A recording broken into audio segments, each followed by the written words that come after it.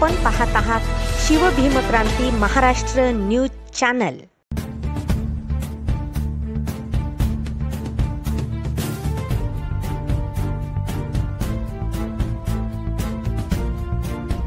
विद्यार्थी आंदोलक सोमनाथ सूर्यवंशी यांच्या पार्थिवावर अंत्यसंस्कार। ॲडव्होकेट प्रकाश आंबेडकर यांच्यासह हजारो जणांची उपस्थिती। परभणी न्यायालयीन कोठडीत मृत्यू पावलेल्या सोमनाथ सूर्यवंशी यांच्या पार्थिवावर सोमवारी सायंकाळी 6:30 वाजता जिंतूर रस्त्यावरील वैकुंठधाम स्मशानभूमीत अंत्यसंस्कार करण्यात आले। यावेळी वंचित बहुजन आघाडीचे नेते प्रकाश आंबेडकर, सूर्यवंशी यांच्या कुटुंबातील सदस्यांसह हजारो संख्येने आंबेडकरी चळवळीतले पदाधिकारी, कार्यकर्ते, नागरिक उपस्थित होते। जिल्हाधिकारी कार्यालयासमोर डॉक्टर बाबासाहेब आंबेडकर यांच्या पूर्णाकृती पुतळ्या परिसरात संविधान शिल्पाच्या प्रतिकृतीची विटंबना झाली होती। संविधानाचा अवमान केल्याची घटना 10 डिसेंबर रोजी घडली। त्या घटनेचे निषेधार्थ 11 डिसेंबर रोजी आंदोलन करण्यात आले।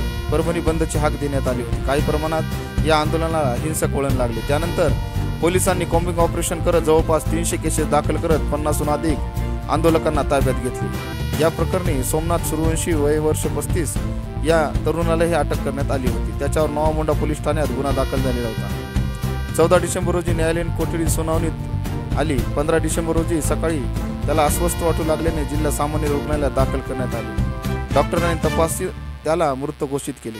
ही खबर वाऱ्यासारखी परभणीत पसरली व तणावाचे वातावरण निर्माण झाले। त्यानंतर सोमनाथ सूर्यवंशी यांच्या मृतदेहाची छत्रपती संभाजीनगर येथे फॉरेन्सिक लॅबमध्ये तपासणी करण्यात आली।